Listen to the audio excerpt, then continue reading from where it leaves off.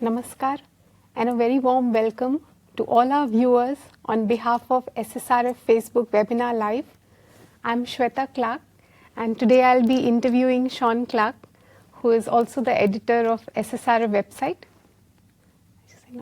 Namaskar. We apologize for the delay in this webinar.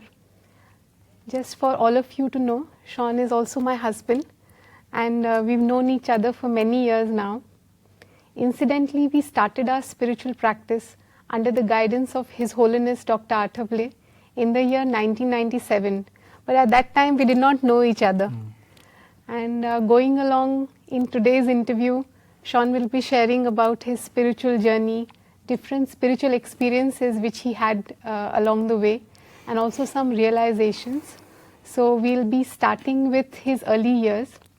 Just a note for all our viewers, please feel free to comment, ask questions or share this webinar with your friends and family. And all the questions we'll be taking towards the end of the webinar.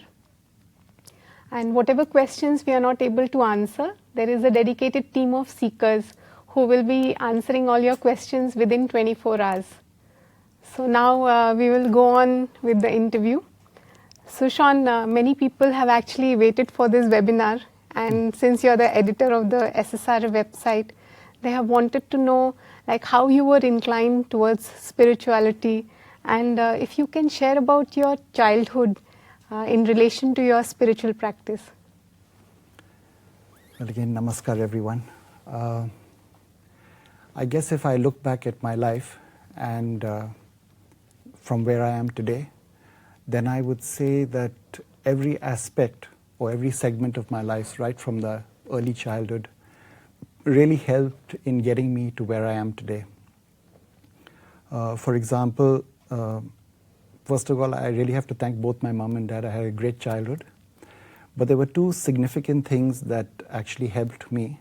One was my dad was in the armed forces. So we would really travel a lot. In fact, I remember going to about 10 schools in my education.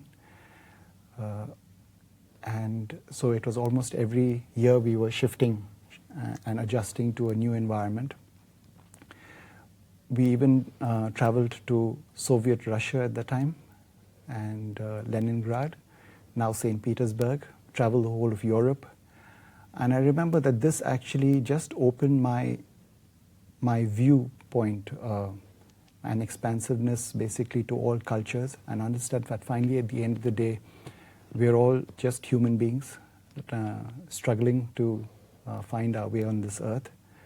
And the second thing that really helped me was my mom, apart from my normal education and raising me as a Catholic, she also exposed us to various cultures, various histories of the world.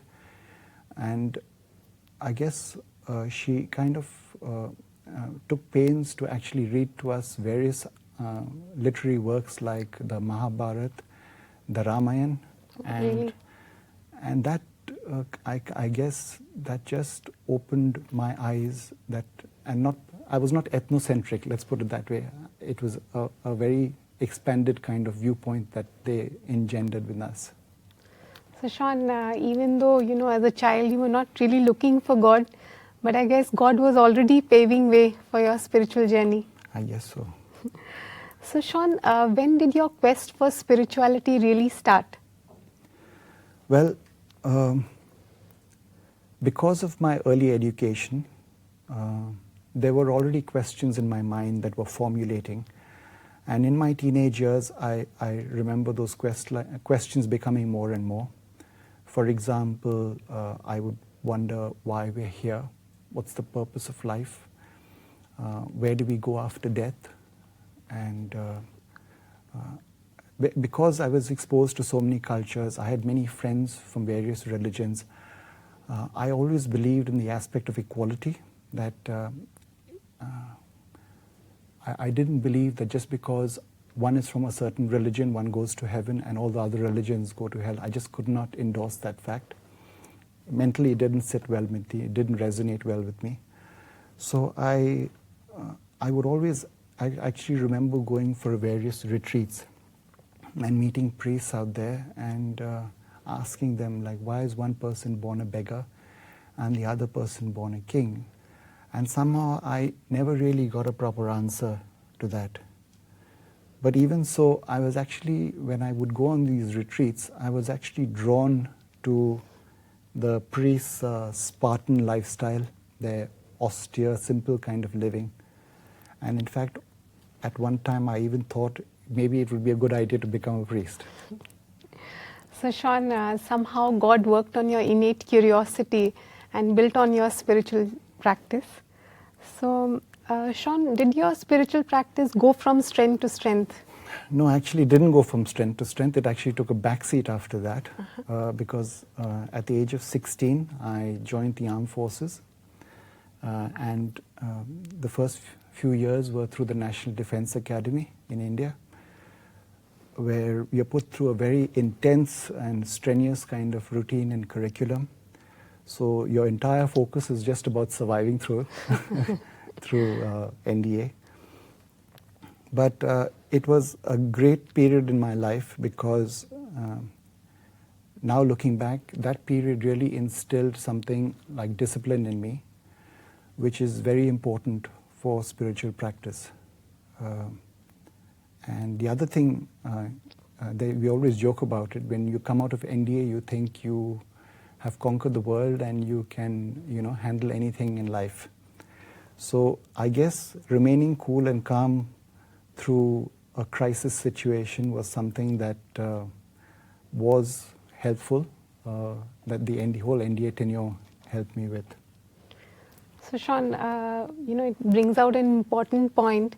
Normally we feel that, even though we are not actively doing some spiritual practice, but God, through these different life situations, I guess through NDA was, building that foundation for you as you went along. And I guess that's the most important thing, is because finally spirituality is more from an attitudinal level. And these various things that we go through in our lives actually prepare a base or a foundation for further spiritual growth. Sean, now moving forward, once meeting one's guru or spiritual guide is considered a turning point in one's spiritual journey. So we would like to know, how was it meeting His Holiness Dr. Attavale for the first time? And, if there was something significant, if you'd like to share. I guess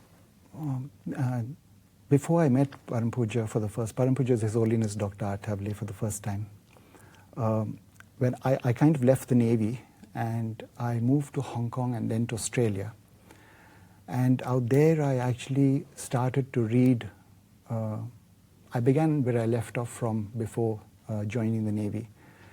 And I started to read a lot because I guess that innate curiosity about, about life, why we're here, what's the actual purpose of our life, that started to grow again within me. And I would read a lot of books on healing. I was very interested in energies, how healing can happen through energies, about past lives, reincarnation. And then I remember coming across a book which was an international bestseller at that time. And that was the most fantastic book I had ever read. And it just opened up doors in my mind about various possibilities and various things. But the problem was that it also evoked a lot of questions within me. So I guess the first time I had met Param Puja was actually in 1992. And at that point in time, that I was actually still serving in the Navy at that time. And what he said to me, in fact, I went to him and I spoke to him and I told him that, the Navy is a great life, but I'm also interested in acting. So he told me I would do very well in the armed forces if I continued. And then he paused a bit and he looked and he actually wrote a number out there on his paper, and he said that if you take up an acting career, there is 80% chance you'll be successful. now, having known Param Puja all these years, I know that such kind of scores he doesn't give often. So actually 80% was quite good. But after that, somehow it didn't really work out that I went into acting. And I feel that in a way, Param Puja kind of steered me away from acting, because I feel if I did go into that profession, he wouldn't have, I wouldn't have probably been where I am today in my spiritual path. So that's another important point, Sean. I guess this is how the Guru principle comes into foreplay, and you know how it shields us, because going down that path means a lot of pride. It's, you know, thoughts all about self. So in a way, God protected you and put you back on the spiritual journey. So just coming back to that, so like after I left the Navy, as I was explaining to you, I read many books, and finally, since I had so many questions from them and I had no one to ask, my first meeting with Param Puja came into my mind, and I went back to meet him again. Now mind you, since the first time I met him and now when I was going to meet him, I had not done any spiritual practice as such, apart from, you know, kind of reading books. And I remember I had this international bestseller in my hand, which I was absolutely rapt about. And on the other hand, I had the piece of paper with all the various questions about, you know, the usual questions like what is heaven, what is hell, why we're here, what's the purpose of life. And I remember sitting out here, he was sitting there, and he couldn't see my paper, but I was going on about this book, how good it was to him. And he took one look at the book and he said, that has only 40% truth in it. So at that time it was a kind of a blow to my stomach, because, you know, it kind of deflated me. That was on one hand, but on the other hand, I was extremely intrigued that how a person could just look at one book at one point in time and say that, you know, that has 40% truth. So anyway, I took my paper and I started asking him the questions, and he could not see my paper.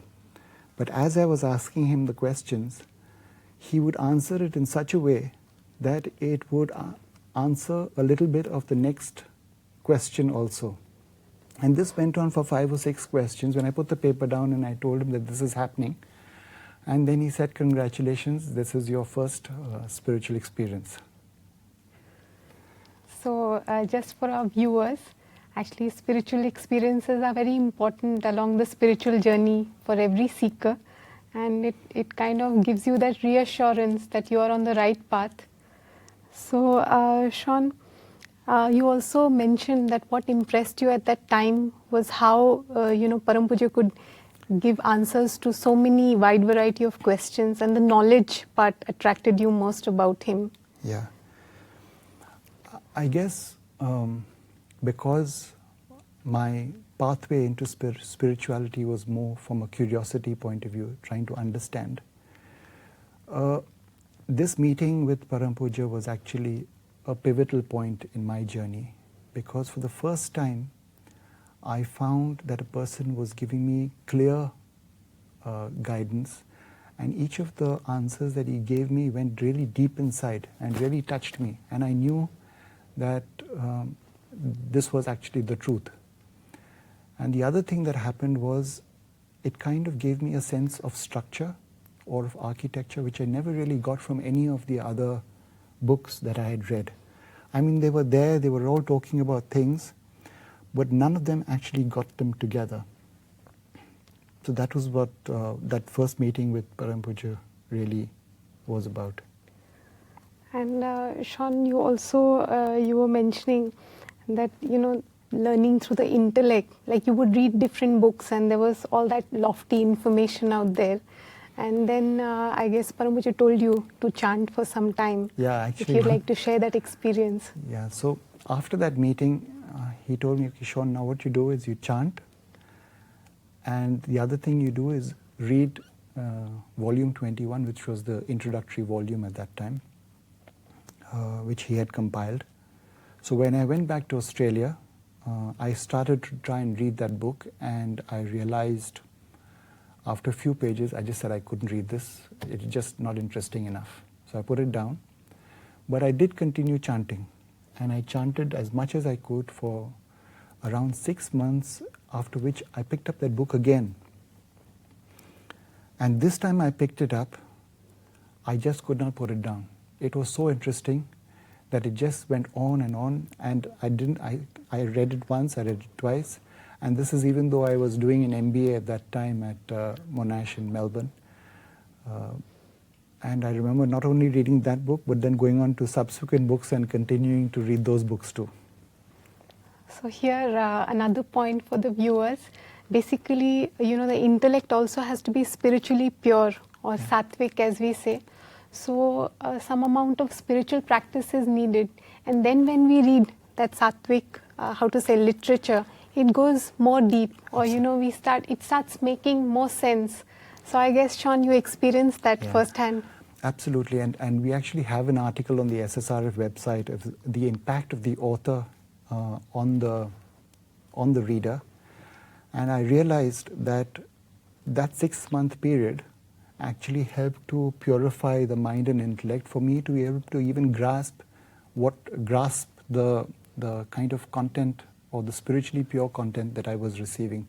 Until that point in time, I was bored, I think, because my intellect was not pure, was not significantly enough to absorb it, I guess.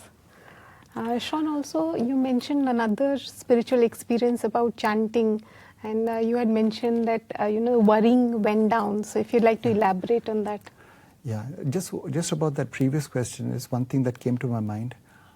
After about 3 or 4 years of spiritual practice under the guidance of His Holiness Dr. Athabli, I went back to read that bestseller again. And this time, I could not pick up the bestseller and read up more than 3 or 4 pages, and I had to put it down. And I really felt that how Param Puja had guided us over the years had helped me to actually overcome that. I felt that that book was more at a superficial level as opposed to what spirituality was about.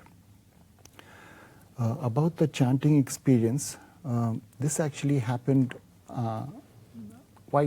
I didn't try, I didn't do anything, I didn't do any personality defect removal or anything like that. But I found that after chanting about 6 or 7 months, I suddenly found that a deep-rooted impression of worrying was not there anymore. And before I could worry about any small thing, even sometimes get knots in my stomach with worrying, and with this time it just kind of, I don't know, it just went without any effort from my side. So actually, deep-rooted impressions like worrying or any other personality defects actually take a lot of time to overcome those personality defects. But it is Guru's grace, we can say, and also it shows the importance of spiritual practice. That once someone does correct and earnest spiritual practice, how one is able to overcome those deep-rooted impressions also. It's a very nice example, Sean. And just another thing on the authors of books. See, many people in their early days, they read a lot and they try to understand something. But for me, a very important point that I took away from that is very important to, if you want to read a book, then it has to be of an evolved spiritual guide, of the level of a saint or above. So I think that was such an important takeaway from that. The other thing that I realized was that, see, what Param Puja says is the highest in spirituality is God realization. And if you see the common thread through all his books, it is based on the context, or it's based on the premise that one finally has to go towards God realization. So it's all factual, there's not an extra word in it, there are no airy-fairy paths, it's just pure knowledge for a seeker to move forward. And I guess I'm really grateful to have been exposed to those books earlier in my spiritual journey. Otherwise, I could have wandered down a path which may have not got me anywhere. So, Sean, if you would like to share, your early years in spiritual practice. So my early years in spiritual practice was in Melbourne, and there were not many seekers abroad at that point in time. I remember studying a lot, and there were a few of us worldwide who would get together and have satsangs, and we also got together and started to develop something like a weekly online, which was nothing but a newsletter where each of us actually contributed to. And the interesting thing was that because we were doing this newsletter, which had to be pushed out of the door every week, come hail or sunshine or rain, that we began to get regularity in our spiritual practice. And I felt that was very important. For a new seeker, regularity in spiritual practice, come what may, whether I've had a bad day or I've had a good day, I still come back and do my spiritual practice. I think that was really important for all of us in our early years. The study aspect, I felt that generated some kind of understanding of the importance of spirituality. And as Param Puja always says, is if the intellect is convinced, then the desire builds to actually be regular in your spiritual practice. So these two things really helped. One was regularity and one was study. Sean, you gave one lecture in Melbourne, and this was one of the first lectures you gave. So you had a very interesting experience, if you'd like to share about it. I did. Actually, what happened was, see, up to then, I was only doing spiritual practice for myself. But if you meet Param Puja, he'll always say that don't be greedy, don't be selfish. If it has helped you, then tell others about it so it helps others. And that your growth will be much faster if you try and help others. So the thing is, I was okay about doing spiritual practice for myself. But you're going and telling everyone else that I'm doing spiritual practice and, talking about spirituality to others, they'll say this guy's gone probably cuckoo or something like that. So anyway, I kind of mustered up the courage to contact about 10 or 15 people. They were all your friends, They yeah? were friends, colleagues from office, and I called them over to my house for a lecture. And I remember I just learned the whole lecture by heart, and they came and I rattled it out, and I felt that my deed, the good deed for the day was done. And I said, whoosh, finally it's over. And I remember telling them at the end, I don't know what came over me, but I remember chanting is a very important tool. And if you chant, remember there's so much of positive energy generated that you might get some headache or some kind of dizziness in your head. And the strange thing is, they all came back the next week. I didn't think they would come back, but they all came back the next week. And they all had some problem or the other when they chanted. As in, some had a headache, some had dizziness, some had something. And I felt that God was, that experience I felt was more for myself than for them. Because for me, I realized that the theory that I was actually talking to them actually had some practical aspects to it. So that was an interesting, another thing was I would travel. Whenever I would get a chance and I had my leave, I would travel down to India and I would go to the ashram and I would try and stay there. I would try and meet Param Puja. And I felt that every time I came back to the ashram and I went back to Australia, I felt that my spiritual practice actually took a step up. I didn't know what it was, but just the very nature of being in touch with the ashram, being there, it just raised the bar each and every time for my spiritual practice. Sean, and you had that experience of fragrance. Everyone else was getting it and you were not getting it. If you like to elaborate. Yeah, so in my early years, seekers would email each other, and some would say, oh, I had this vision, or I had this fragrance, and I had this spiritual experience. And I say, I've not had any of these spiritual experiences of fragrances and things like that. And I remember after 3 years, I was down in India.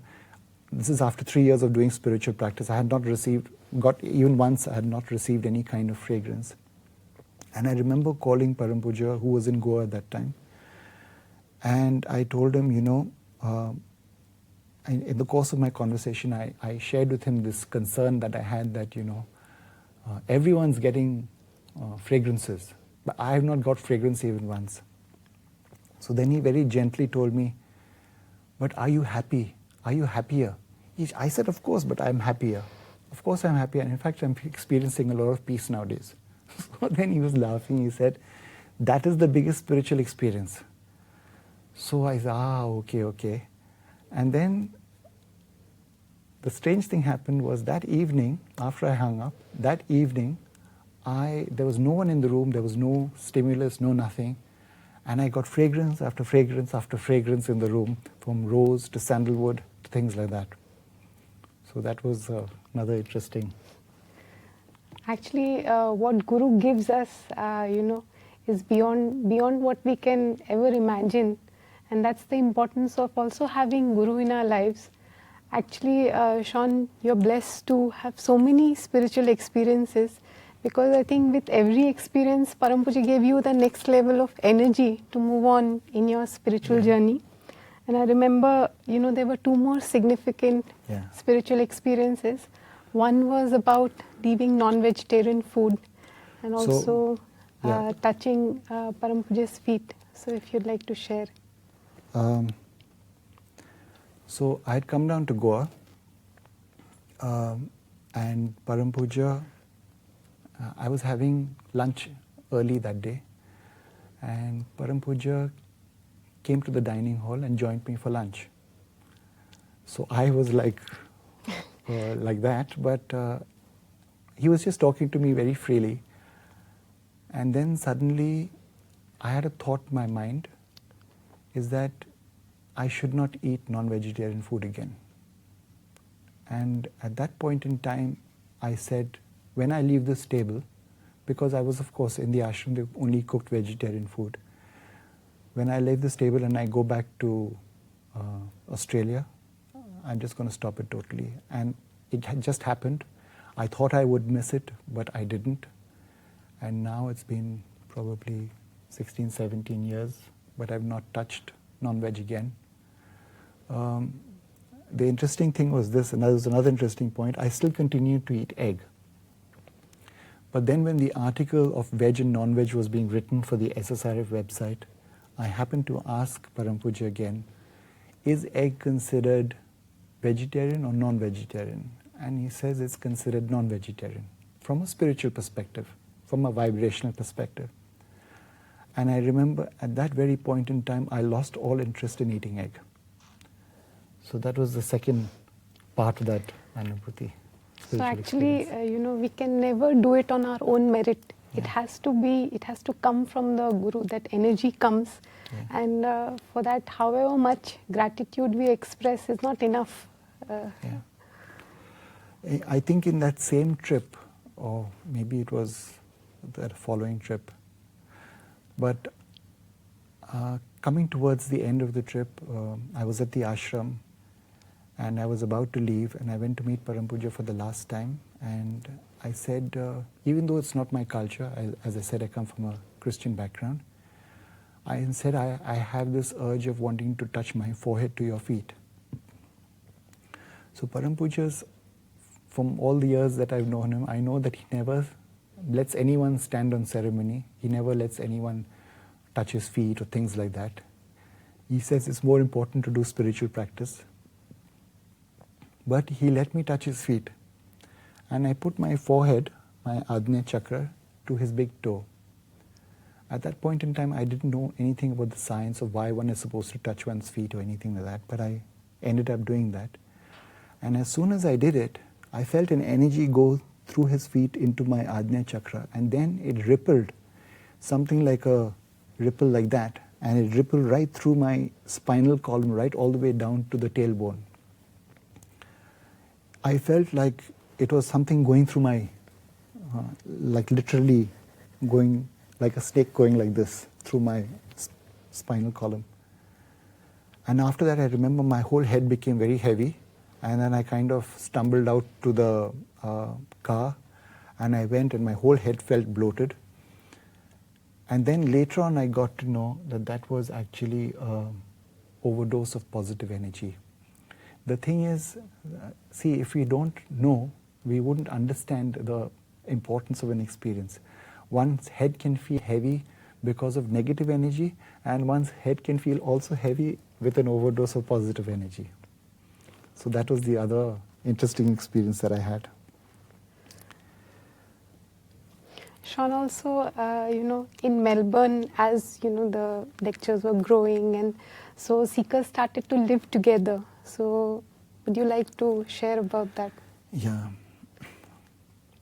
See, every time I came down to the ashram, I would see many seekers living together, and I would be inspired by that.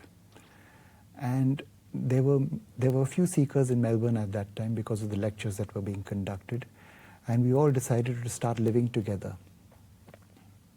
And it was a very interesting time, because it was the first time I was actually exposed to an almost ashram kind of living, because the entire focus of all the three of us who were living in that house was totally on sadhana or on spiritual practice. So it was, I think, probably the precursor to becoming a full-time seeker. So, Sean, many seekers, they want to become full-time seekers, but when that moment comes, it's a very daunting, feeling. So, if you'd like to share, so how did it happen for you becoming a full-time seeker? So about the daunting, yes, it was very daunting in my mind too. Becoming a full-time seeker actually happened when one day I called Param Puja up and I told him, I've lost interest in everything. And then he started laughing and saying, anyway, okay, doesn't matter. Take up a smaller job and start to try and do more spiritual practice. So I basically, what I did was I went to my workplace and I said I should try and reduce my working hours. So I went from actually 5 days a week to 4 days a week, and then from 4 days a week to 2 days a week, and then from 2 days a week to finally leaving work completely around August 2005. And that's the point in time I came down to India. And there was some discussion, and it was decided that we should start the Spiritual Science Research Foundation website, primarily because there was so much of intense research happening in India, and we just wanted to share this with the world. So I went back to Australia, and those next 3 months was all into starting the website. And I remember on the 14th of January 2006 it was, the website went live, and we had all of 50 visitors, I remember, on the first day. Incidentally, today we have nothing less than 30,000 visitors per day and 1 million visitors a month. So we've come a long way since then. But in those early days, I don't know, now looking back, I just feel it was God's energy. But in Melbourne, sitting alone in that flat, I was working 10 to 12 to 14 hours a day, and it was flat out, no breaks, no Saturdays, no Sundays, no holidays. And it was a very intense period of just trying to collate knowledge and start putting it onto the website. I do remember having one fear, and that was I had a lot of faith in my bank balance, And as you probably aware that if you're living abroad, and I was still living my normal lifestyle that I was, and I saw money walking out of the door, and every month the bank balance started to dwindle. And then I started to feel fear, like, Sean, what are you doing? You know, okay, this full-timer thing is one thing, but you know, there's money walking out of the door. Like, what do you do? And I would be kind of consumed by this fear at some point in time. And then one day something happened, something very strange happened. I still don't know whether I was sleeping or I was dreaming, or I was kind of between both. And I remember Param Puja coming to me and saying, you work for your boss in your company, correct? And at the end of the day, your boss gives you some money. He says, if you work for the boss of the universe, which is God, you think he won't take care of you? And at that point in time, I just remember feeling an intense, it was like whoosh, you know, and I felt this kind of peace. And that problem about money never rose in my mind again. How will I survive and how will I do this? It was just calmness after that. Because I think that thing just went so deep inside. I'd just like to share one more thing, that I did come back to the ashram in 2006 December. This time it was actually for good. I did not know it at that time. But I overheard a conversation where Param Puja mentioned to some other seekers. He said that Sean asked him that, or he asked Sean, aren't you worried about you have no money now? So, and at that point in time, I was supposed to have replied to him, of course I'm not worried, God is there. Now actually I did not have this conversation with Param Puja. But actually, that was exactly what I had felt in that dream. And he had caught that pulse and he had shared it with other seekers, though I had not shared it with him. So actually, many seekers feel that we become full-time seekers, we give up this worldly life on our strength. But actually it is Guru's energy, and he only cuts those threads somewhere, and he makes us transcend. So we as seekers, Sean, on this journey, we are eternally grateful to His Holiness Dr. Athavale for making this journey possible.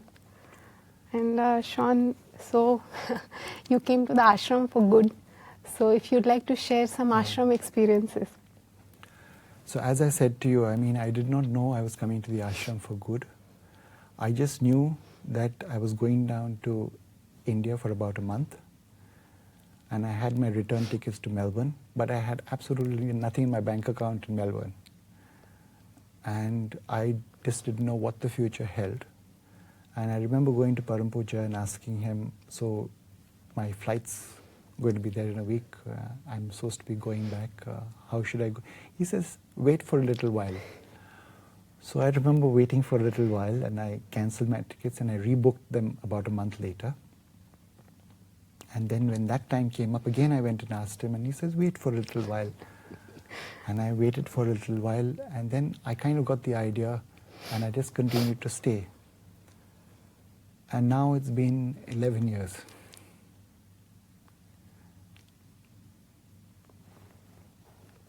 So actually, how those 11 years have gone, I have no idea. But they've just gone, and I'm very grateful for all the experiences I've had. But for those seekers who are planning to ever become full-time, just understand that if there is desire, then God takes care of everything. Because on our strength, we can't do it. So Sean, from 2007 to 2011, it's been a blur, as you say. There's been, so many things happening, and actually, Guru expanded that whole, periphery for you, the whole dimension for you. So you were exposed to so many different, sevas, which we call service to God. So you were writing for the website, you were involved with, subtle experiments, you were, privy to how the subtle dimension was unfolding in the ashram. So if you'd like to share, some of your experiences. So coming to the ashram was like coming from a small swimming pool and jumping into the ocean. So that was the kind of difference in experience of the kind of experiences that you're having in the ashram. And I remember that first, as you were saying, that first few years were actually a blur because it was quite intense. It was constant. It was like if I was working hard in Melbourne, I was working much harder here. And I've worked in .coms in Melbourne, which is quite fast-paced, but that was nothing compared to what... so we were going till 12, 1 o'clock, 2 o'clock, almost every day, getting up again and starting all over again. Putting our articles on the website, getting involved in various research projects. There were a lot of manifestations happening at that time. So kind of being exposed to these manifestations of negative energies in seekers and how they were responding to various stimuli, and you were just saying, wow, so that's not good for us spiritually, or that is good for us spiritually.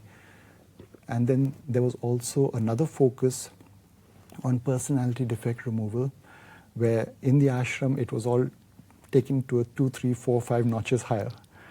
So it was quite intense, that whole period of time. But there was, and I saw Guru stretching me, but I was also extremely grateful for that kind of exposure because of that exposure I feel I have that kind of gratitude that you can't see this anywhere else in the world. And just because the heightened level of positivity that you have in this research center, the seekers out here, each and every one of them are exposed to that kind of spiritual phenomena that many people have to travel many places in the world to go and see. And for that I'm eternally grateful. Sean, also, as the website kept on expanding, and we were also a part of the login team, so we saw so many people from all across the world getting help, and that kind of evoked that spiritual emotion in you. So if you'd like to share about that.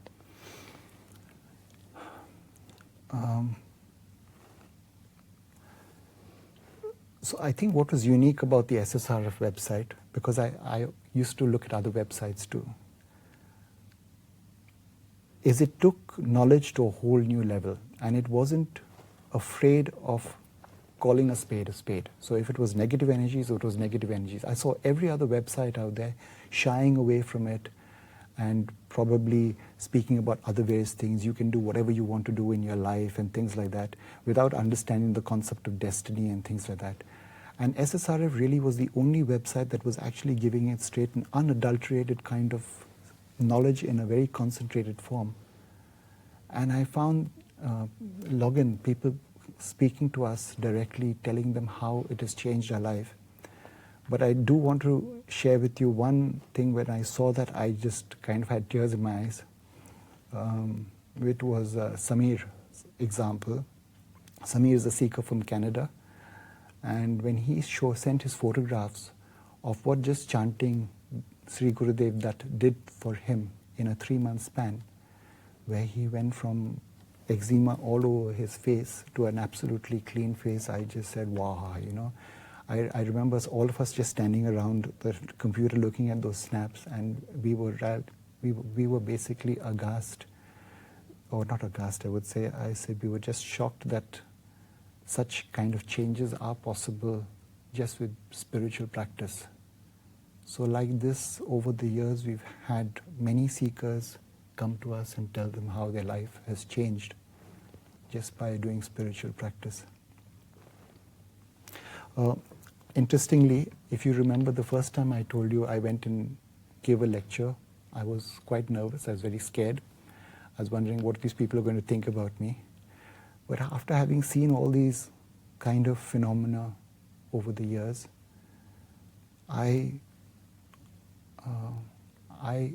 now I'm at a position where I say people have to know, because if they don't know, they are missing out, and it is our duty for us to tell. because all this knowledge has been given to us free.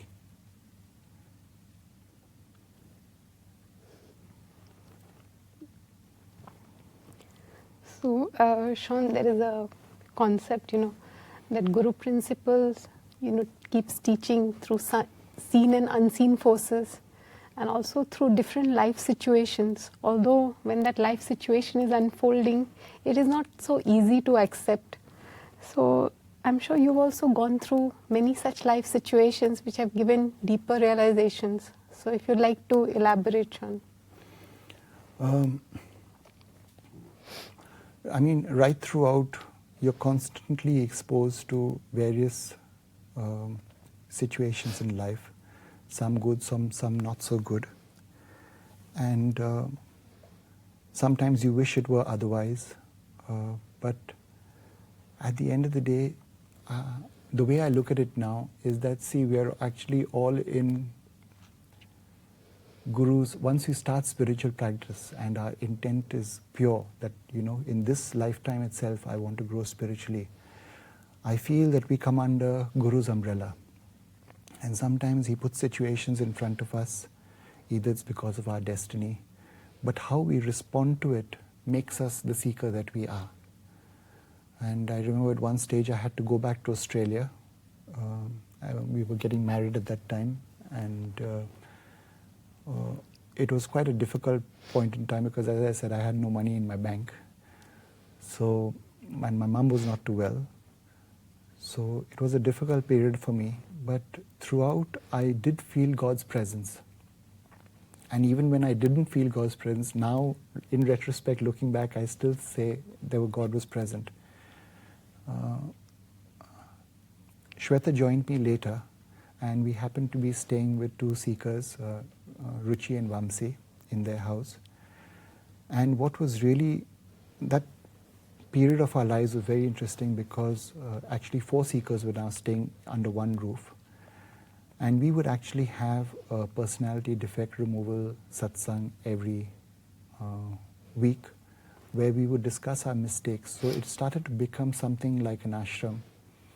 And it was not just for 2 weeks, it was for a longer period of time, I think it was about almost 1.5 years where we stayed in together, where we were forced to deal with our personality defects and with life situations, and began to understand that this was Guru's way of trying to show us where we were lacking in our spiritual journey.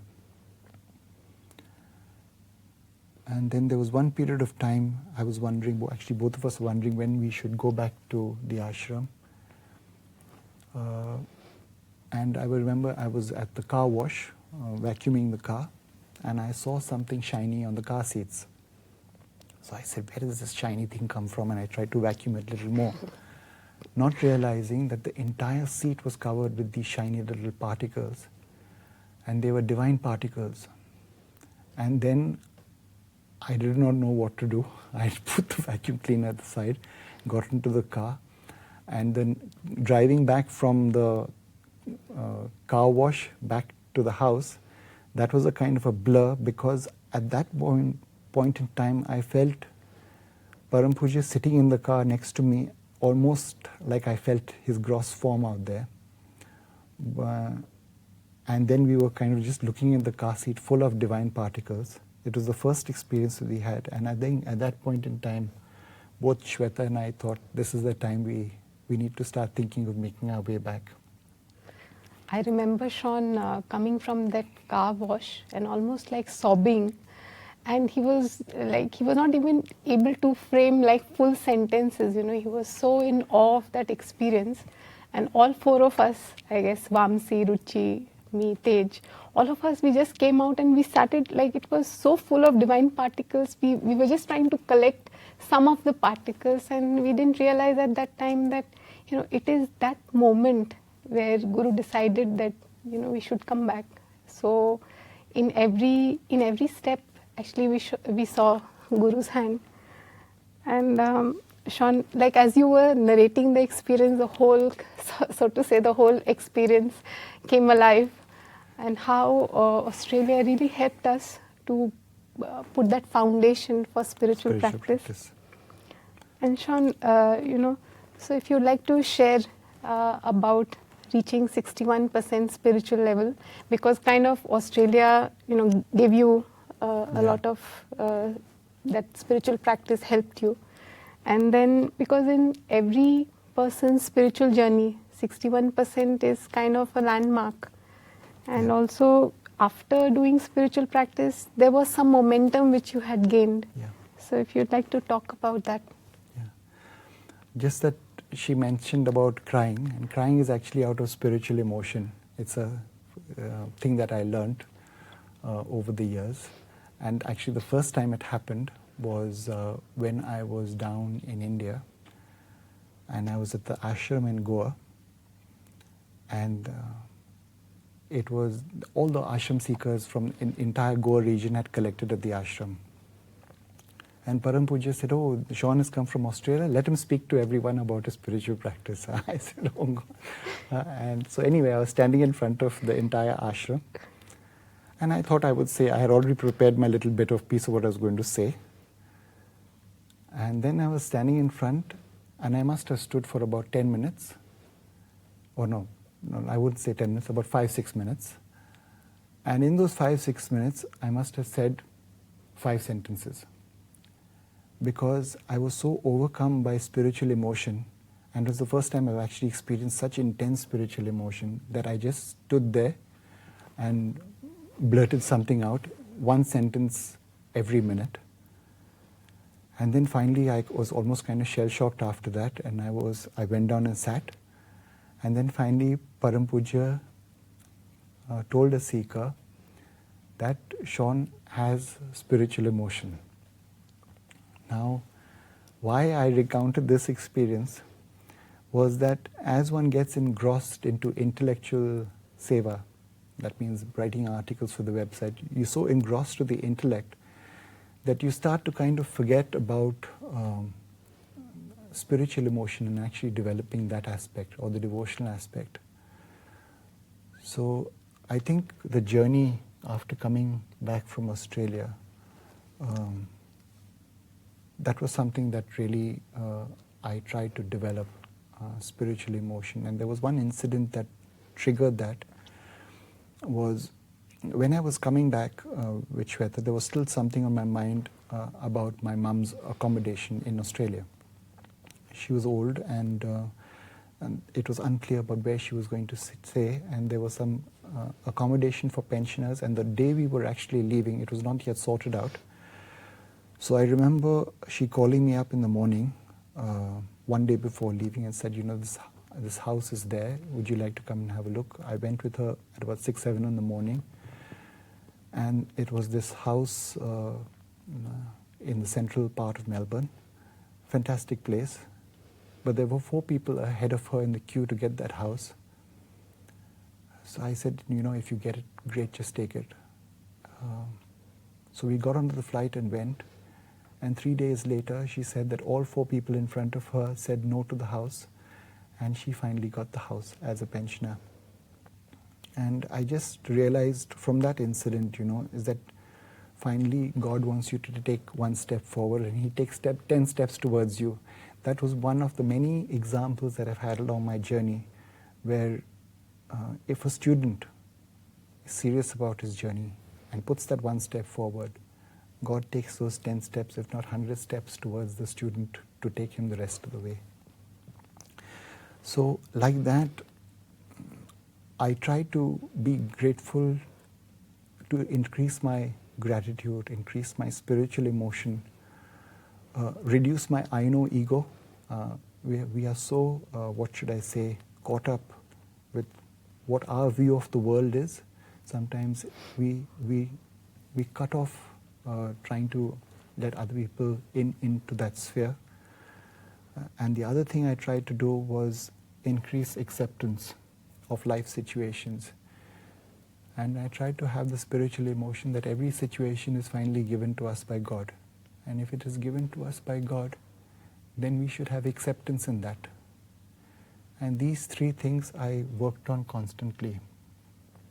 The I know ego part was a very strong thing within me.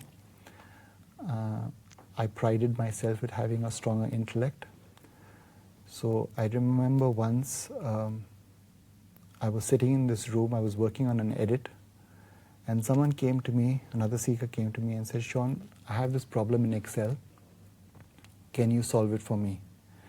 Now, being an analyst for the last, and working on Excel for 6-7 years of my life, I had a fairly good understanding of it.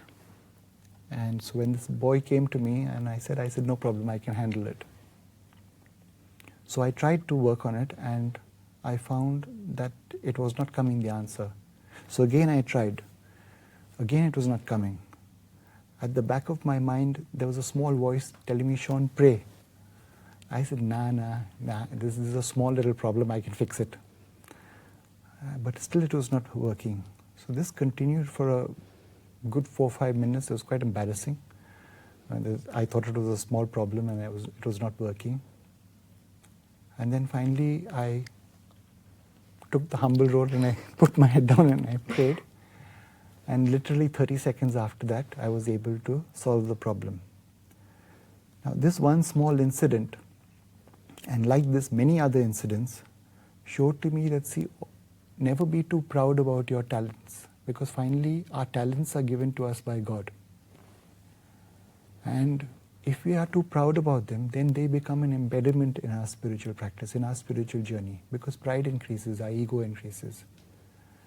So whatever we are good at, remember, God has given to us that talent, and that is for our spiritual journey. If we employ that talent with humility in our journey, then we are more likely to go ahead.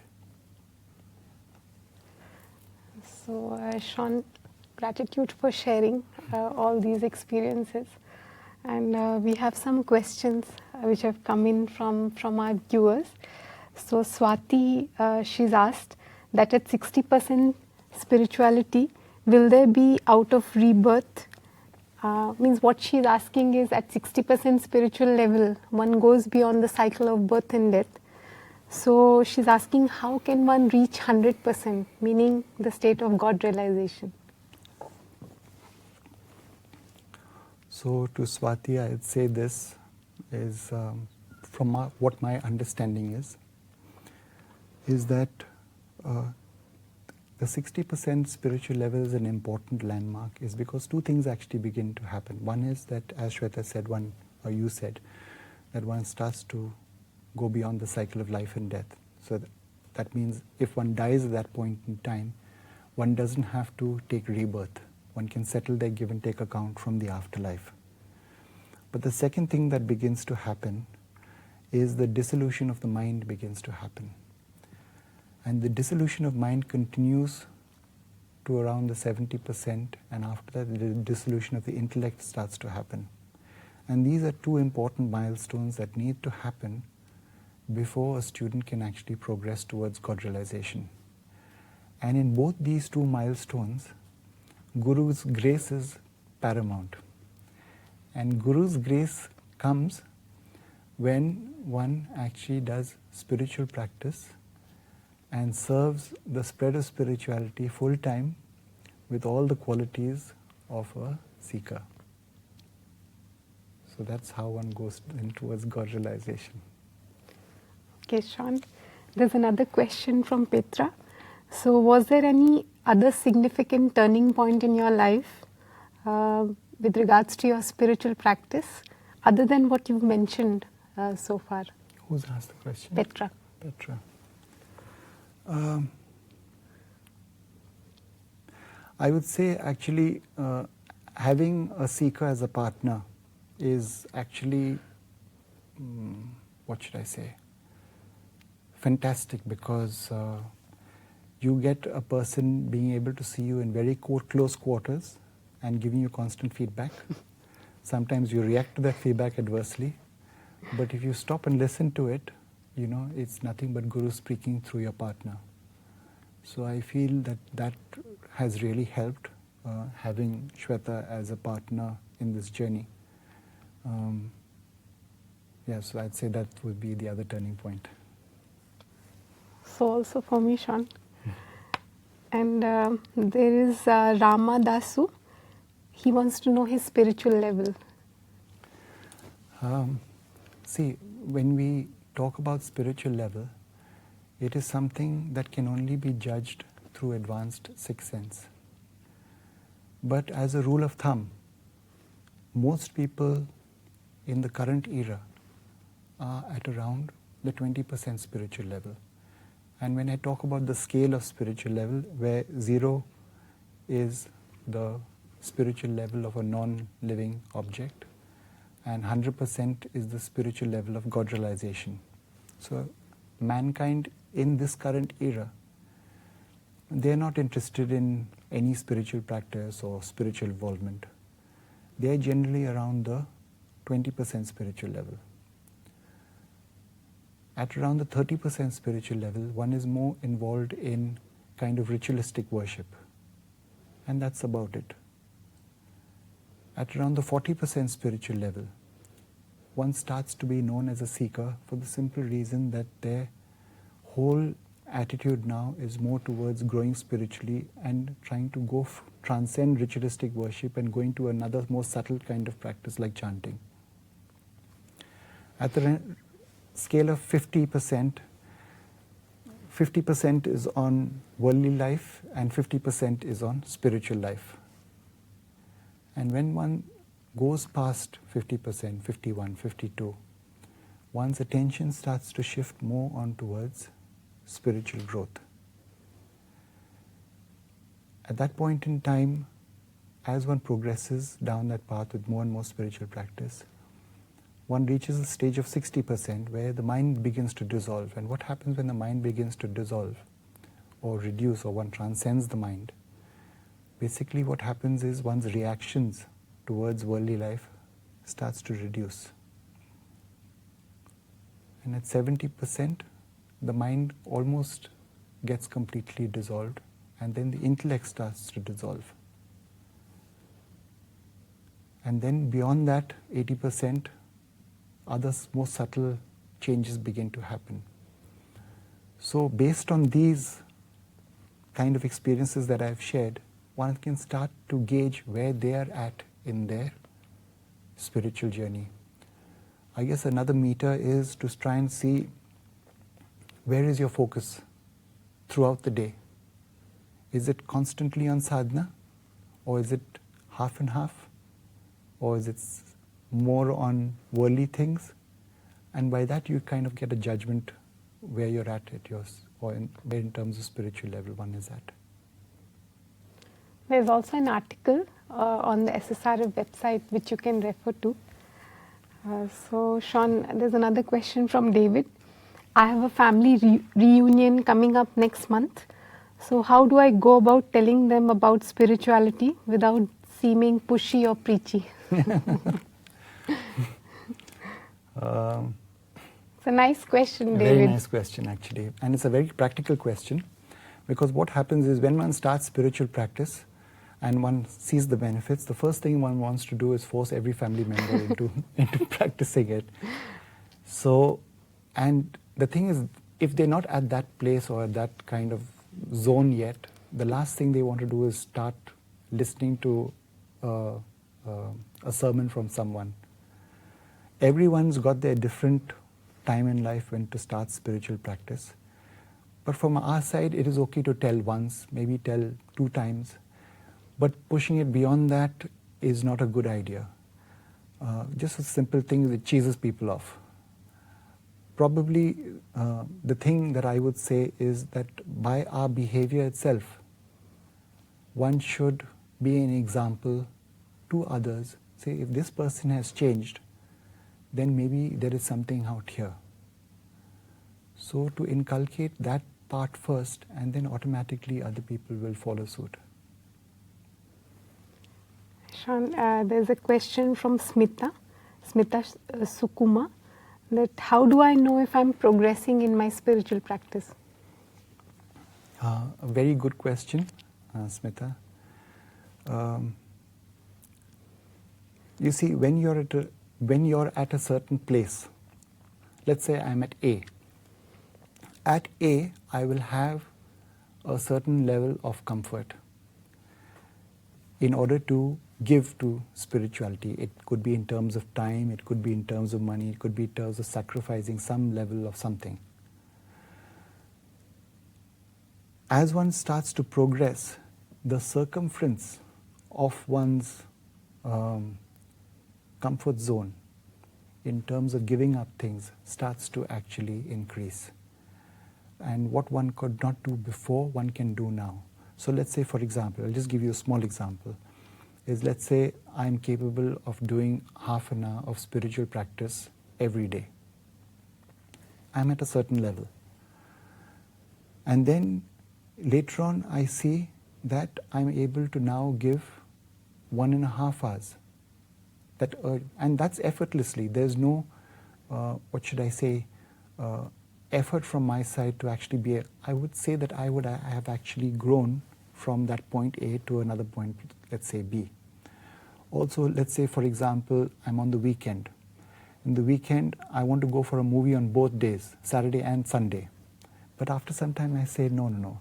Instead of spending 3 hours out at a movie theater, I'd rather give that time to helping another person spiritually.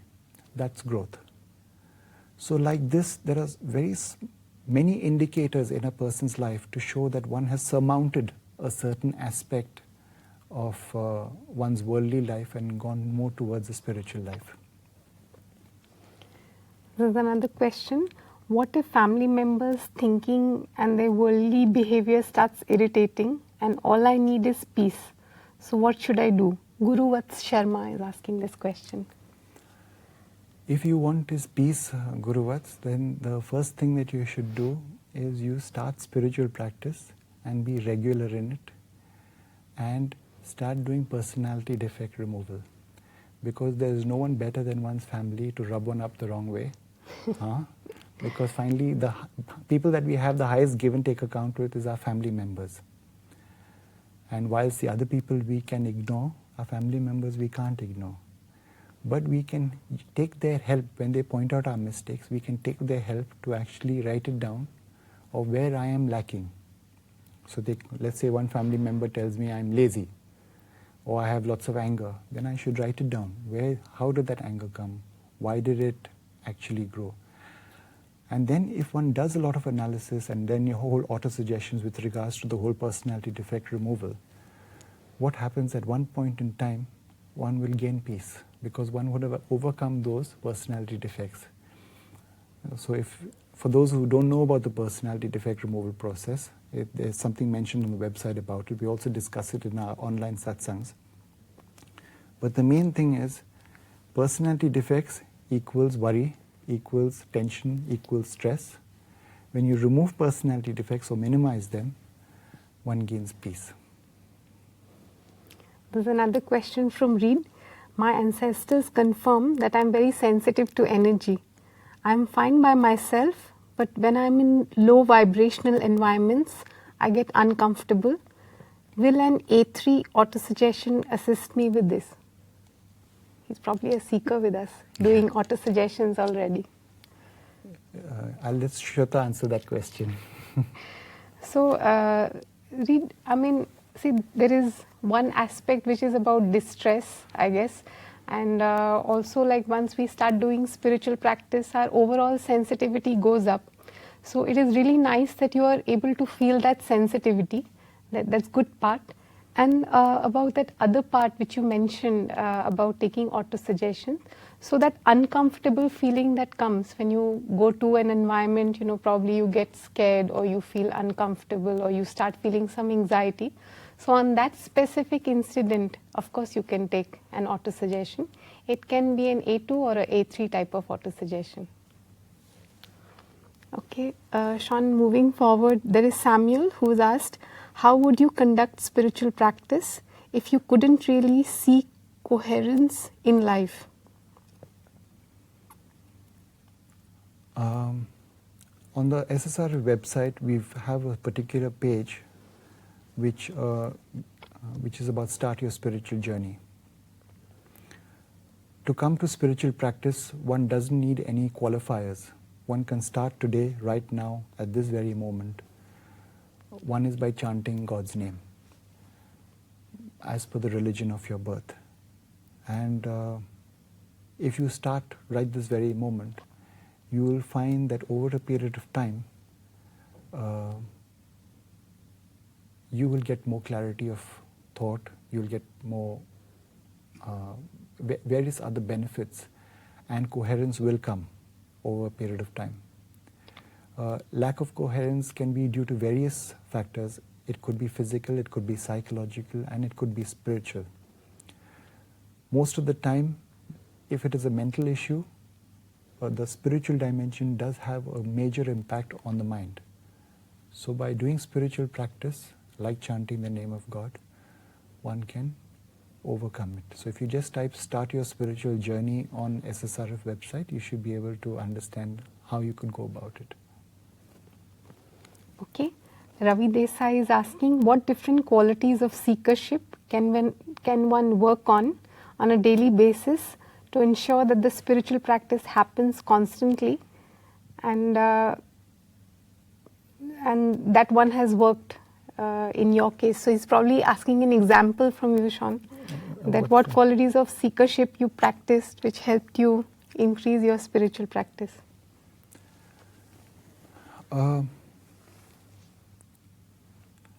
I think what I'd say, if I was actually leaving this towards the end, but I will say it now. If you're a new seeker, then I would suggest studying a lot, especially the books by His Holiness Dr. Attavle, because he's a saint of a very high level, and his books would give you a framework for your spiritual growth and your spiritual understanding. When that understanding starts to come, it will fuel a certain level of desire within you that spirituality is an important aspect of my life. When that seed gets sown properly within your consciousness, then the next step would be that you will actually start doing regular spiritual practice, because you'll understand the importance. Just like we understand the importance of eating food every day, so also you'll understand the importance of doing spiritual practice every day. So I think if the intellect is convinced, desire will automatically come. And once there is desire, that's really the ultimate, because finally your desire will actually push you, and God will itself give you creative ways on how to sustain your spiritual practice. That's in a simple nutshell. Sean, one last question. Mahesh Pathak is asking, what is your happiest moment in your spiritual journey?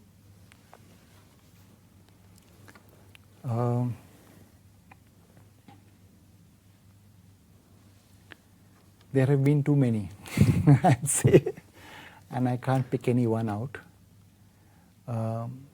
But there have been times where I have been in a state of spiritual emotion for 4 or 5 hours at a time, and at that point in time, you don't have a care in the world.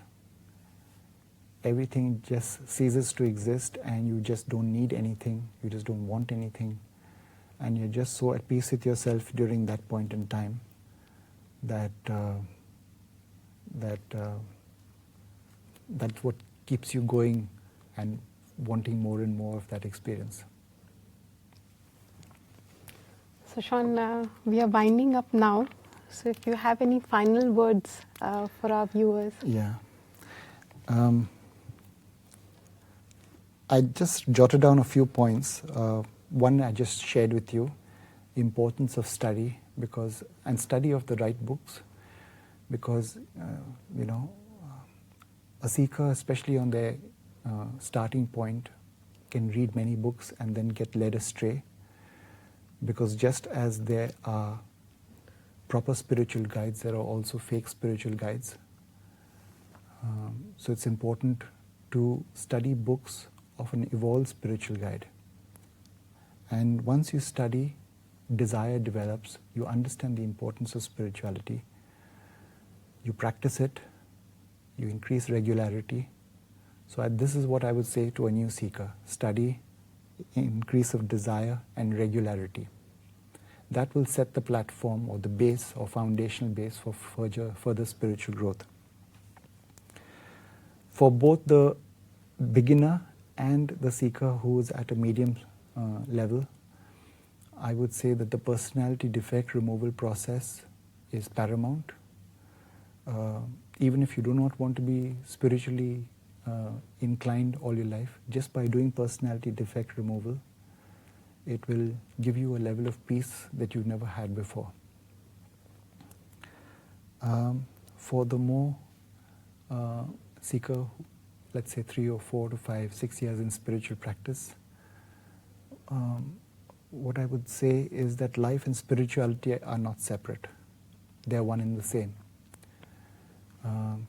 We can't have one kind of behavior in life and another kind of behavior in satsang. So there is a discord then. So one's behavior has to be same in all places.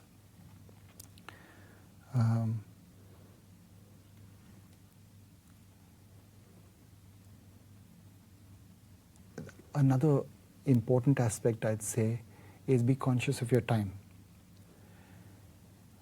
If you haven't planned your spiritual practice for the day, it may not happen, because the stresses and strains of modern living, we get pulled in various directions, and finally you will find that we've done no spiritual practice, and weeks can go by without doing any spiritual practice. So you need to get that kind of operational rhythm on a daily basis with regards to planning. For those who read lots of books, I'd say this: don't get stuck onto one idea, and this is the way spirituality is. We find that often happening with seekers who come for the 5-day workshops in the ashram, where they've got a certain kind of bent of mind that this is how spirituality is, and they're not willing to actually deviate from that. And that kind of becomes an impediment in spiritual practice, because one can't go beyond what they know. And it's like a patient trying to advise the doctor what medicines he should take because of what he's read on the internet. Very important for those same seekers who read lots of books, because I was one of them. 2% of importance is given to knowledge. 98% of importance is given to the experience of that knowledge. And spiritual practice is the bridge that helps you to go from knowledge to experience. Regular spiritual practice. And I would also say that to all seekers who have enjoyed reading the Spiritual Research, Science Research Foundation website, as I have had serving the website, I would just say to them is just that there needs to be an immense amount of gratitude, for the simple reason this information that is there on the website is purely because of the grace of Param Puja, and there is no website in the world that has that kind of level of breadth and depth of knowledge and saying it as it is. So just be extremely grateful for that knowledge, just for the simple reason we are getting it all on a platter. Param Puja, in his early days when he was starting out, he had to literally go from pillar to post from various saints, just trying to ask questions from various angles, trying to get a certain decent answer from them. So there was a lot of hard work that has gone into actually crystallizing all these principles that we just take for granted now, that because they're on a website. And lastly, if you've considered coming for a 5-day spiritual workshop, then don't consider anymore. Please do come, because a visit to the Ramnathi Ashram and Spiritual Research Center is a golden opportunity no seeker should miss. Sean, gratitude for joining this webinar, and gratitude for being with me on this spiritual journey. Actually, I'm very grateful to have Sean as a partner, as someone I look up to also, and he's helped me immensely in my spiritual journey. So for all of that, I want to say gratitude, Sean. And I'm very grateful to all our viewers for joining us, and I look forward to actually seeing you all here. a big namaskar from the entire SSRA family. Namaskar.